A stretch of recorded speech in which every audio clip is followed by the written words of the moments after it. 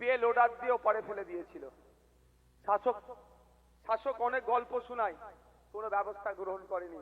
আমি যেদিন ওই আমির শেখের বাড়িতে পৌঁছেছিলাম তার পরের দিনে দেখছি আমির শেখের পরিবারকে নিয়ে কলকাতা হাইকোর্টে মামলা করতে আসছে শাসক। বলেন, বুঝতে পেরেছেন? চাপটা তৈরি হয়েছিল বলে তো। আজকে যদি একটা বিধায়ক না থাকতো, বুল্ডোজার চালাতো বিজেপি তৃণমূল মিলে। এটুকু আপনি জানিয়ে রাখছেন, জেনে রাখুন। একটা বিধায়ক মিলে ওদের 293টাকে হিলিয়ে রাখছি আমরা। জানিয়ে দিতে চাই, আমি যেদিনকে গিয়েছিলাম তার এক সপ্তাহের মধ্যে আমির শেখ কিন্তু বাড়িতে ফিরে এসেছিল।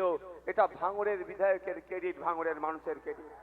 তাই যত রকম অনাচার অন্যায় যদি বন্ধ করতে চান, যেখানে আইন তৈরি হচ্ছে সেখানে আপনার লক্ষ্যে পাঠান।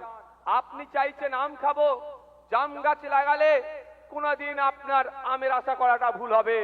আপনি চাইছেন আপনার উপরে অন্যায় হলে আইনসভার মধ্যে দাঁড়িয়ে আপনার হয়ে দুটো কথা বলবে। আপনি কৃষক, আপনার উৎপাদিত ফসলের সঠিক দাম পাচ্ছেন না, সঠিক দামের ব্যবস্থা করার জন্য কে বলবে? আপনার জনপ্রতিনিধি।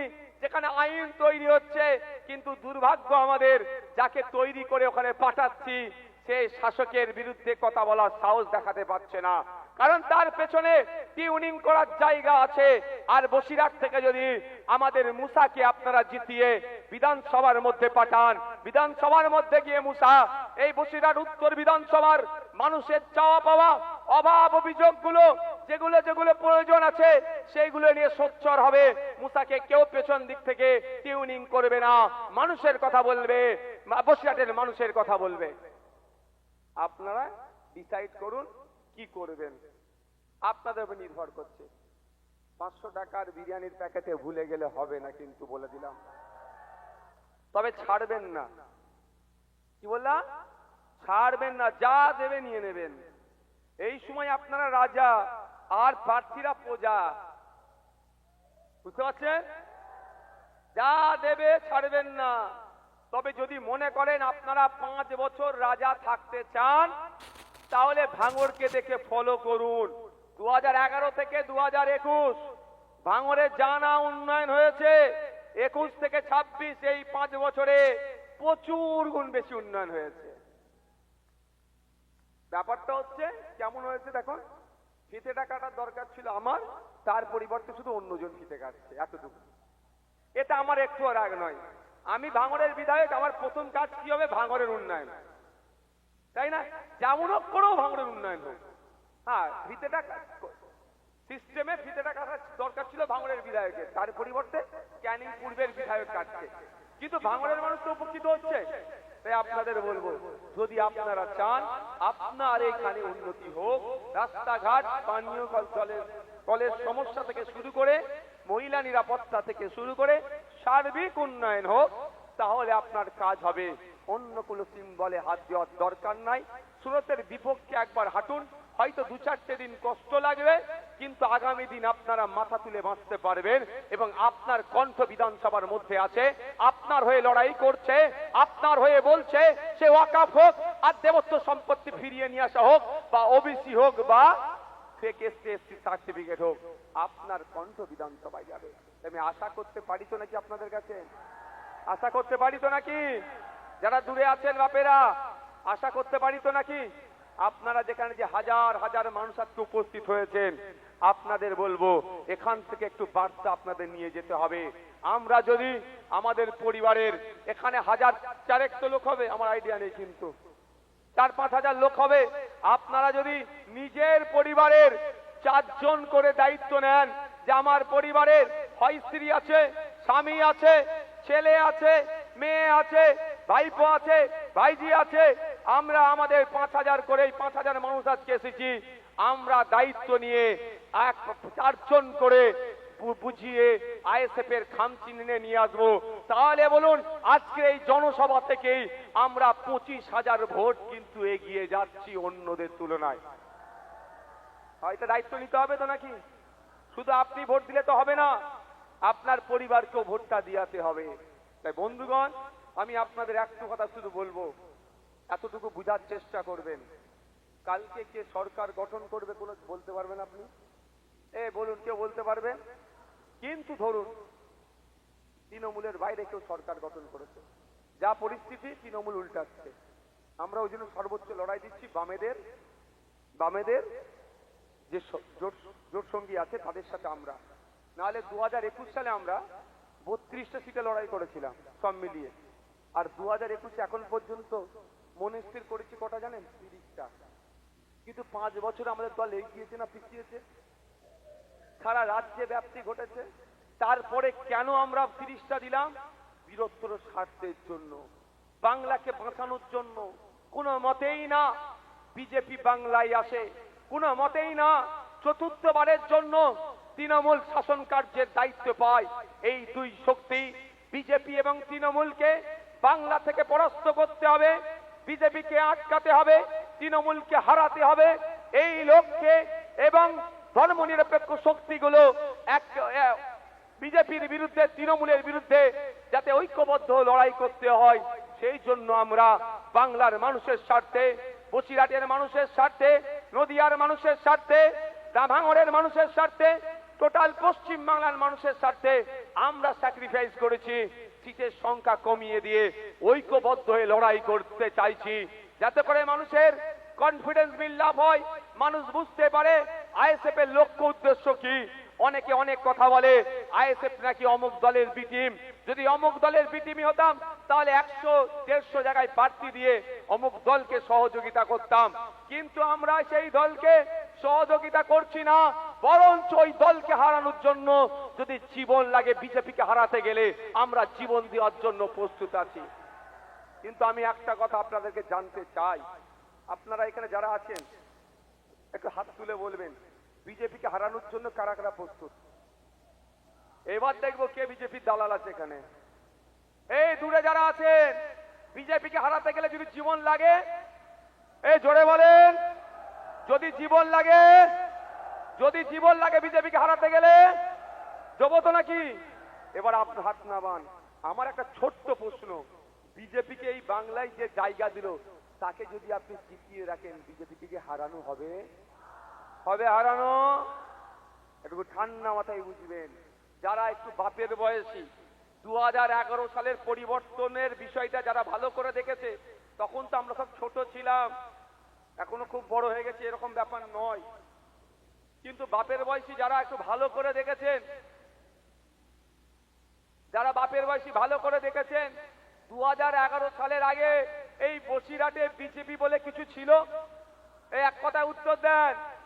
পশ্চিম বাংলায় বিজেপি বলে খুঁজে পাওয়া যেত? আতস কাঁচ বিজেপিকে খুঁজে পাওয়া যেত না। 11 সালের পর থেকে আস্তে আস্তে বিজেপি হতে লাগলো। এই রহস্যটা জানতে হবে। শুধুমাত্র আপনাকে আমাকে বলছে বিজেপিকে আটকান, বিজেপিকে আটকান। শুধু বিজেপিকে আটকে লাভ হবে না, বিজেপির চাস্তো ভাই তৃণমূলকেও আটকাতে হবে, নাহলে চাস্তো ভাইয়ের জন্য এই গলা ফাটাবে।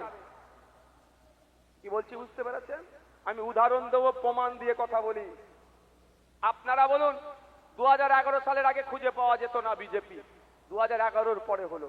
1998 সালের আগে পশ্চিম বাংলায় বিজেপি চাষ করার অনেক চেষ্টা করেছিল, কিন্তু জ্যোতিবাবু স্প্রে করে বিজেপিকে বাংলায় চাষ করার জায়গা দেয়নি। কিন্তু পরবর্তীতে আমরা দেখছি, কি দেখলাম, যে বিজেপি দেখলো সরাসরি সে নিয়ে এই মাঠে চাষ করতে পারবে না, অনেক টাফ হয়ে যাচ্ছে তার জন্য। সেই জন্য তৃণমূলের হাত ধরলো। তৃণমূলের হাত ধরেনি, তখন মমতা ব্যানার্জির হাত ধরলো। মমতা ব্যানার্জিকে কংগ্রেস থেকে বার করে নিয়ে এসে তৃণমূল কংগ্রেস নামক দলটা তৈরি করে দিল বিজেপি। কি বলছি বুঝতে পেরেছেন? আমি অন্যায় কথা বলিনি, তার জন্য প্রায় আমার 20টা মামলা। যদি একটা অন্যায় কথা বলি তাহলে মমতা ব্যানার্জি আমাকে ছেড়ে দেবে? ছাড়বে না, আমার নামে প্রচুর মামলা দিয়ে দেবে। কিন্তু রেকর্ড হচ্ছে, এই সামনে বলছি, আপনারা শুনে রাখুন। তৃণমূল যে দলটা তৈরি হয়েছে, এই দলটা বিজেপি তৈরি করে দিয়েছে, তৈরি করে মমতার হাতে গিফট করেছে। কি দায়িত্ব ছিল মমতা ব্যানার্জির? বিজেপির জন্য অনুকূল পরিবেশ তৈরি করা। আজকে এই মাঠ যেটা আছে এখানে, কালকেই যদি আমি বলি এই মাঠে আমি ধান চাষ করব, এটা কি সম্ভব হয়ে উঠবে? এটা ধান চাষের মতো উপযুক্ত মাঠ নয়। হয় মাটি চেঞ্জ করতে হবে, নালে পানি দিয়ে তারপরে কি বলে গো ট্রাক্টর দিয়ে চষে চাষে বীজ লাগাতে হবে, ধান গাছ বড় হবে, তারপরেই ধান হবে। সময় সাপেক্ষ নয় তো 1998 সালের আগে বিজেপি দেখলো এই মাঠে চাষ করতে পারবো না, এই মাঠে চাষ করতে গেলে ঠিক লোককে লাগাতে হবে। সেই ভদ্র মহিলাটার নাম হচ্ছে মমতা ব্যানার্জি। আজকে পশ্চিম বাংলায় বিজেপির যা বারবারান্ত, বিজেপির যা লাফালাফি হম্বিতম্বি, সবটার জন্যই পশ্চিম বাংলায় যদি সব থেকে বেশি কেউ দায়ী থাকে তার নাম মমতা ব্যানার্জি। আর আপনারা ভাবছেন মমতা ব্যানার্জিকে দিয়ে বিজেপিকে আটকাবো। আরে বিজেপির গর্ভে মমতা ব্যানার্জির জন্ম হয়েছে, মানে তার দলের জন্ম হয়েছে, সে কি করে আটকাবে?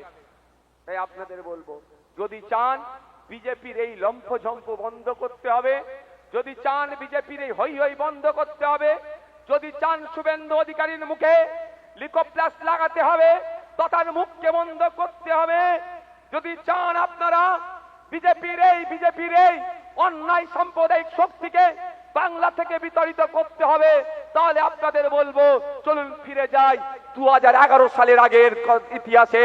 চলুন ফিরে যাই, আমরা একটু ফিরে যাই 2011 আগে। 2011 আগে পশ্চিম বাংলায় তৃণমূল ছিল না ক্ষমতায়, বিজেপিকেও দেখা যেত না। তাই সময় এসেছে 2026, যদি আপনারা চান বিজেপিকে আটকাতে হবে, বিজেপিকে রুখতে হবে, তাহলে এগিয়ে আসুন, চলুন। আসল যে বিজেপিকে নিয়ে আসছে সেই তৃণমূলকে আমরা যদি 2026-এ রাজনৈতিক ভাবে শেষ করতে পারি, তাহলে বাংলা থেকে বিজেপিও শেষ হয়ে যাবে। কি বলছি বুঝতে পেরেছেন? তবে এর সাথে একটা কথা থাকে, বিজেপিকে হারিয়ে তৃণমূলকে হারিয়ে আপনি কি বিজেপিকে আনতে চাইছেন? কোনো দিনের জন্য নয়। তার আগেই বললাম জীবন দিতে তৈরি আছি আমরা। কিন্তু প্রশ্ন এখানে 2014 আগে 11 আগে তৃণমূল ছিল না, বাংলাতে বিজেপিও ছিল না। 11 পরে তৃণমূল আসলো, বাংলায় বিজেপি আসলো। তাহলে আসি আমরা 2026-এ তৃণমূলকে উল্টাই, বাম সহ আইএসএফ ধর্মনিরপেক্ষ শক্তিকে নিয়ে আসি, বিজেপিও ফিনিশ হবে। আর একটা উদাহরণ দিয়ে আমি যাচ্ছি, এই মাঠে কিছু কিছু জায়গায় ঘাস আছে, তাই না? আর আমরা যারা এখানে চাষি ভুষি যারা আছি ভালো করে জানি, যেখানে পানি আসবে সেখানেই ঘাস হবে, আর যেখানে ঘাস হবে সেখানেই গরু ছাগলের উৎপাদ বাড়বে। এবার গরু ছাগল সবজি নষ্ট করবে, তাই না? তো সবজি নষ্ট না হয়, উৎপাদ না হয়, ব্যারিকেড দিচ্ছেন আপনি। আর ব্যারিকেডেই যদি আপনার দুর্বল হয়ে বসে পারে, ব্যারিকেডই যদি ছাগলের সাথে কম্প্রোমাইজ করে নাই, এই ব্যারিকেডই যদি ছাগলকে গরুকে ঢোকার সুযোগ দেয়, আপনি তাহলে কি করবেন? বুঝতে পারছেন কি বলছি? আপনি বলছেন মমতাকে এই বিজেপিকে আটকাবো, বিজেপিকে আটকানোর জন্য মমতাকে ব্যারিকেড দিচ্ছেন। ওই মমতা ব্যানার্জি তো ব্যারিকেড হয়ে দাঁড়িয়ে থাকলেও বিজেপিকে বাংলায় সুযোগ দিচ্ছে। নালে শুভেন্দু অধিকারী একের পর এক যেভাবে সম্প্রীতি বিনষ্টর কথা বলছে, ঐক্য বিনষ্টর কথা বলছে, মুসলিম হিন্দু মুসলিম একসাথে বসবাস করি আমরা, আমাদের বিরুদ্ধে যেভাবে বিষ ছড়াচ্ছে, এতক্ষণ ধরে তো শুভেন্দু অধিকারীকে জেলের মধ্যে রাখা দরকার ভাই। কেন রাখছে না? কেন রাখছে না তাকে জানতে হবে। রাখলেই তো সব খেলা ধরে ফেলবেন আপনারা, তখন আর ভয় থাকবে না, ভয়ে আপনাদের রাখছে। তাই আপনাদের বলবো, এই পশ্চিম বাংলায় বিজেপি এর আসার সাপ্লায়ার লাইনটা হচ্ছে তৃণমূল। এখানে যদি পানি না আসে ঘাস জন্মাবে না, ঘাস না জন্মালে ছাগলও আসবে না। তাই এখানে পানি আমাদের টার্গেট করতে হবে, পানি আসা সাপ্লায়ার লাইনটাকে কাটা। পানি আসা সাপ্লাই লাইনটা কেটে দাও, মাঠে পানি ঢুকবে না, ঘাস তৈরি হবে না, ছাগলের উৎপাত হবে না। তাই পশ্চিম বাংলায় বিজেপি আসার সাপ্লায়ার লাইনটা হচ্ছে তৃণমূল। তাই আমাদেরকে ঐক্যবদ্ধ হতে হবে। এই সাপ্লায়ার লাইন নামক তৃণমূলটাকে কাটলেই বিজেপি ফিনিশ হয়ে যাবে। হবে তো নাকি? 2021 তো একটু ভুল হয়ে গেছে আমাদের, এখন হাত কামড়াচ্ছে না। যদি 10টা নওশাদ সিদ্দিকী পাঠাতাম, এসআইআর নিয়ে এরকম করার সাহস দেখাতে পারতো না। একা মানুষ বাবু কত জায়গায় ছুটবো। আমার তো ইচ্ছা করছে নির্বাচন কমিশনের অফিসটা ঘিরে বসে রাখতে, কোনো ব্যাটাকে ঢুকতেও দেবো না, বেরোতেও দেবো না। কিন্তু কথা হচ্ছে আমি একা মানুষ, ওই দিক সামলাবো না এই দিক সামলাবো। আজকে আমার সুপ্রিম কোর্টে মামলা ছিল, আজকেও সুপ্রিম কোর্টে আমার মামলা ছিল, কিন্তু কদিকটা সামলাবো ভাই? তাই যদি মনে করে আগামী দিনে আমার হয়ে বেশি বলার লোক দরকার, তাহলে আমি আপনাদের বলবো দ্বিতীয় ভাঙড় আপনাদেরকে তৈরি করতে হবে। ভাঙড়ের বীর পুরুষেরা দেখিয়ে দিয়েছে, আপনারও নিজেদেরকে বীর পুরুষ প্রমাণ করুন, বীরাঙ্গনা প্রমাণ করুন, যে কোনো কথা হবে না, কে আসছে কে যাচ্ছে গল্প শুনিয়ে আমাদের লাভ হবে না। 21-এ অনেক গল্প তোমরা শুনিয়েছো, আর সেই যে শুভেন্দু অধিকারী মাদ্রাসা মসজিদ নিয়ে মুসলমান সম্পর্কে কুভাষায় আক্রমণ করে, তুমি ডেকে তাকে চা খাওয়াচ্ছ, আর আমাদের ইফতারের সময় এসে হিজাব পরছো, ও নাটক আর হবে না। এবার আমরা মুসাকে বিধানসভায় পাঠাবো, মুসা আমাদের হয়ে লড়াই করবে, বুঝে নেবে নওশাদ সিদ্দিকী ভাইজানের পাশে বসে। আপনাদের শুধু সহযোগিতা আমাদের লাগবে, ওটা কি? ভোট। আমি এসআইআর নিয়ে বলে শেষ করব। মমতা ব্যানার্জি কি বলেছিলেন? আমার লাশের ওপর এসআইআর হবে। হ্যাঁ, আমি তার দীর্ঘায়ু কামনা করি। আজকে কথা বলছে, আজ থেকে 2 মাস আগের ফেসবুকের পোস্ট আমার দেখে নেবেন। ওয়াকফ খেয়েছে, ওবিসি খেয়েছে, এসআইআর খাবে, এই বলে পোস্ট করেছিলাম, মিলিয়ে নেবেন। আজকে ওবিসি তো এসআইআরটাকে খেয়ে নিল। তো এসআইআরটাকে আজকে কোনো কথা নেই। অভিষেক বাবু কি বলেছিলেন? যে আমি একটা ভোটার ডিলিট হলে 1 লক্ষ মানুষ নিয়ে দিল্লি নির্বাচন অফিসের সামনে বসবো। দিল্লি নির্বাচন অফিসের সামনে তো দূরের কথা, হেলিকপ্টার চড়ে কর্পোরেট স্টাইলে পার্টি করে তিনি ভোটের প্রচার করছেন, তবে পিছন দিকের চেয়ারও ফাঁকা থেকে যাচ্ছে। শাসক থাকার পরও, 15 বছর শাসকে থাকার পরও এত তো কিছুই করবে না। আমাদের কি সেটা করতে হবে? জনগণ কি আমাদেরটা বুঝে নিতে হবে। বসিরহাটে 22,000-এর টোটাল আন্ডার অ্যাডজুডিকেশন কত ছিল? টোটাল আন্ডার অ্যাডজুডিকেশন ছিল 43,000। এখানেও আপনাদের বলছি, বসিরহাটও 43,000, ভাঙড়ে মাত্র 11,500। একটু বোঝার চেষ্টা করেন। ভাঙড়ের বিধায়কের নাম নওশাদ সিদ্দিকী, ওরা ভালো জানে, টেন্ডি বেন্ডি করলে ছেড়ে কথা বলবে না। কিন্তু বসিরহাটের বিধায়ক তো তৃণমূলের বিধায়ক। কোথায়? আচ্ছা, 1,14,000, ওটা তার ব্যক্তিগত ব্যাপার, আইন বহির্ভূত কাজ কিছু করেনি। ওটা নিয়ে ব্যক্তিগত নিয়ে আমি একদম আক্রমণে যাই না ভাই, আমি একদম ব্যক্তিগত আক্রমণে যাই না। আমরা রাজনৈতিক কথা বলবো, রাজনীতি করতেছি, রাজনৈতিক কথা বলবো। আপনাদের মানে আমাদেরকে এটা গুলিয়ে ফেলা হয়। মূল ফোকাসটা রাখতে হবে রাজনীতিতে, রাজনীতির মঞ্চ, রাজনীতিতে ফোকাস। দেখো, সুজাপুরে 1,14,000-এর উপরে নাম আন্ডার অ্যাডজুডিকেশন। আমি ভাঙড়ের বলছি, ভাঙড়ের কত? 11,500 অ্যাডজুডিকেশন। কত বাদ পড়েছে আমাদের সেটা তদন্ত চলছে। আপনাদের বলি এখন করণীয় কি? করণীয় কি?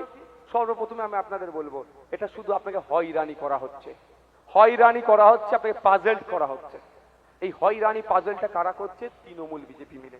এবার আমাদেরকে শপথ নিতে হবে, যারা আমাদেরকে এই আতঙ্কের মধ্যে রেখেছে, যারা আমাদেরকে আতঙ্কের মধ্যে রেখেছে, তার জবাব আমরা দেবো তো নাকি? 12টা রাজ্যে এসআইআর হচ্ছে ভাই, 12টা রাজ্যে। কোন জায়গায় শুনেছেন কোন রাজ্যে লজিক্যাল ডিসক্রিপেন্সি আছে, আন্ডার অ্যাডজুডিকেশন আছে? কোন রাজ্যে শুনিনি। কেন হলো? এই লজিক্যাল ডিসক্রিপেন্সি তৈরি হয়েছে মমতা ব্যানার্জির জন্য আমাদের রাজ্যে। এটা ক্যামেরাই হচ্ছে। মমতা ব্যানার্জি ফাঁদটা তৈরি করে দিয়েছে মমতার হাতে। এই যে 22,000 মতো ভোটার এখন আতঙ্কে আছে বসিরহাট উত্তরে, এর জন্য সব থেকে বেশি দায়ী যিনি, তার নাম হচ্ছে মমতা ব্যানার্জি। আমি আপনাদের বলবো আজকে মমতা ব্যানার্জিকে এসআইআর নেওয়ার কথা বলতে শোনা যায় না, কিন্তু নওশাদ সিদ্দিকী এখনো আপনাদের জন্য আইনি লড়াই লড়ে যাচ্ছে। আমি আপনাদের বলবো এর জবাব দিতে হবে। 250 কোটি টাকা দিয়ে মমতা ব্যানার্জি দ্রুততার সাথে এসআইআর যাতে হয় খরচ করেছে। 250 কোটি টাকা আপনার আমার ট্যাক্সের টাকা। 90,000-এর মতো অফিসার দিয়েছে এসআইআর করার জন্য, কিন্তু কম্পিউটার অপারেটর দিল না। কম্পিউটার অপারেটর দিলে লজিক্যাল ডিসক্রিপেন্সি আসতো না, লজিক্যাল ডিসক্রিপেন্সি না আসলে আন্ডার অ্যাডজুডিকেশন আসতো না, আন্ডার অ্যাডজুডিকেশন না আসলে আপনার আমার ডিলিট হয়েছে বা আতঙ্কিত থাকতাম না। সর্বপ্রথম ফিরে আসা যাক, মাত্র 1,000 কম্পিউটার অপারেটর চেয়েছিল 3 থেকে 4 মাসের জন্য। 1 মাসে যদি খরচ হবে কন্ট্রাকচুয়াল যদি 10,000 করে হয় 1 কোটি টাকা, 4 মাসে 4 কোটি টাকা এক্সট্রা লাগতো। যেখানে মমতা ব্যানার্জি 90,000 অফিসার দিচ্ছেন, 250 কোটি টাকা এসআইআর করার জন্য দিচ্ছে, সেখানে মাত্র 1,000 কম্পিউটার অপারেটর দিল না কেন, এই প্রশ্নটা নিজের বিবেককে করুন। বিজেপিকে ফাঁকটা তুলে দিল, সেখানে মাত্র আর 4 কোটি টাকা খরচ করলো না কেন? কারণ এটা যদি করতো সবার নাম ঠিক হয়ে যেত। সবার নাম ঠিক হয়ে গেলে এখন আর এসআইআর নিয়ে চর্চা হতো না। মমতা ব্যানার্জি চুরি, দুর্নীতি, কয়লা চোর, ছাগল চোর, গরু চোর, ভেড়া চোর, এই চোরেদের বিরুদ্ধে আমরা কথা বলতাম। এই চোরেদের বিরুদ্ধে কথা বলার পরিবর্তে আমাদের এখন কি করতে হচ্ছে? ভাইজান একটু বক্তব্য দেন, এসআইআর নিয়ে কি হবে? বুঝতে পারছেন কি বলছি? কেমন করে সমস্যা হয়েছে জানেন? আপনার নামের একটা ফুল স্টপ ছেড়ে গেছে কম্পিউটারে, আপনাকে আন্ডার এই লজিক্যাল ডিসক্রিপেন্সি, আর লজিক্যাল ডিসক্রিপেন্সির পরেই আপনার আন্ডার অ্যাডজুডিকেশন, তারপরে ডিলিট হচ্ছে। অবাক কাণ্ড, অবাক কাণ্ড। 2002 এর ভোটার লিস্ট বাপের দেখিয়ে ছেলে পার হয়েছে, ছেলে বৈধ ভোটার, বাপ এখন অবৈধ ভোটার হয়ে গেছে। এখন ট্রাইব্যুনালে গিয়েছে। আজকে ডেটেও বলবো, আতঙ্কিত হবেন না। আতঙ্কিত হলে সমাধান হবে না। আপনারা, আমরা এই বসিরহাটের জন্য খুব তাড়াতাড়ি উকিল রেডি করছি, কিভাবে ফর্ম ফিল আপ করে কোথায় কি লিখে জমা দিতে হবে তা রেডি করছি। আপনারা আজকে আমাদের টিমের সাথে কথা চলছে, আমরা কথা বলছি যাতে আপনাদের ভোটাধিকার কেউ না কাটতে পারে, তার লড়াই করছি। তবে আমি দাদুর কবর দেখাতাম, অনেকের রাগ হতে দেয় না। আজ আমি কি করতে পারি ভাই? সাউন্ড সিস্টেমটা আমার হাতে আছে তো, যাতে সময় নেই, ওই হই করলে আরো সময় নষ্ট হয়ে যাবে ভাই। তো আমি আপনাদের বলবো এতটুকু কথা, দাদুর কবর দেখাতাম, অনেকের রাগ হতো না। আজকের দিনে বলছি, আপনার ভোটাধিকার ফেরতের জন্য হয়তো দাদুর কবরটাও কাজে লাগতে পারে, মিলিয়ে নেবেন আগামী দিনে। কেন বলুন তো? কেন বলুন তো? আপনার দাদুরা যে জায়গায় শুয়ে আছে, সরকারি জায়গায়, এর আওয়াজ দেবেন, সরকারি জায়গায় আপনার দাদুরা যে কবরস্থানে শুয়ে আছে, কবরস্থানের কাগজ আছে না নাই? দলিল আছে না নাই? পর্চা আছে না নাই? ওই দলিল পর্চাই আপনার ভারতীয় হবার প্রমাণ দেবে। ভোটার লিস্টে নাম কখন উঠবে বা থাকবে? ভারতীয় হতে হবে, 18 বছরের ঊর্ধ্বে বয়স হতে হবে। এই দুটো হচ্ছে সংবিধানের গণ্ডিতে বলা আছে, ভারতীয় 18 বছরের ঊর্ধ্বে। তো ভারতীয় কি ভারতীয় নয়? 1950 সালের আগের, 1947 সালের আগের দলিল আপনার বাড়িতে আছে। এখানে যারা আমরা উপস্থিত হয়েছি, গ্রামীণ বা গ্রামে যারা থাকি, আমরা সব পদ দাদুর জায়গাতে আমরা বসবাস করছি। কাগজ না থাকলে তৃণমূলের তোলাবাজগুলো, জমি মাফিয়াগুলো আপনার ঘরে আপনাকে থাকতে দিত? সে কাগজ আছে, ওইটাই হচ্ছে আগামী দিনের মানপত্র। তাই আপনাদের বলবো, এখনো আতঙ্কিত হবেন না। আতঙ্কিত হলে সমস্যার সমাধান হয় না। এই রোগ আছে, এই রোগের সাথে আমাদেরকে লড়ে নিতে হবে। তাই আপনাদের বলবো, আপনাদের এই লড়াইটা, বৃত্তটা আরো বড় করতে হবে। তাই আগামী 29 এপ্রিল আসছে দিন, আগামী 29 এপ্রিল আসছে দিন, কাম চিহ্নে ভোট দিয়ে মুসাকে বিধানসভার মধ্যে পাঠাবেন, এই আশা আপনাদের কাছে রাখতে পারি তো নাকি? ইনকলাব জিন্দাবাদ, ইনকলাব জিন্দাবাদ। মমতাকে বলে দিন, মমতাকে বলে দিন, অভিষেক বাবুকে বলে দিন, তৃণমূলকে বলে দিন, ভোট ভোট ভোট দেবেন কোনখানে? চিহ্নের মাঝখানে। ভোট ভোট ভোট দেবেন কোনখানে? চিহ্নের মাঝখানে। আগামী 29 এপ্রিল আসছে দিন, চিহ্নে ছাপ দিন। আগামী 29 এপ্রিল আসছে দিন, চিহ্নে ছাপ দিন। আগামী 29 এপ্রিল আসছে দিন, চিহ্নে ছাপ দিন। ওয়াকফ চোরদের বলে দিন, দিল্লি গিয়ে ভোট দিন। রেশন চোরদের বলে দিন, দিল্লি গিয়ে ভোট দিন। সম্প্রীতি বিনষ্টকারীদের বলে দিন, দিল্লি গিয়ে ভোট দিন। সাম্প্রদায়িক শক্তিদের বলে দিন, দিল্লি গিয়ে ভোট দিন। ইনকলাব, ইন্ডিয়ান সেকুলার ফ্রন্ট, বসিরহাটের উত্তরের জনগণ, ইনকলাব।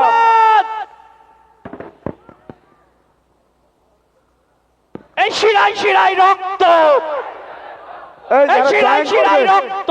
একটা খবর বলি, আমাদের এখানে প্রচুর মানুষ, এখানে নেতৃত্ব আছেন, তারা জয়েন করবেন শাসক দলের পক্ষ থেকে, তাদেরকে আমি মঞ্চে ডেকে নেব।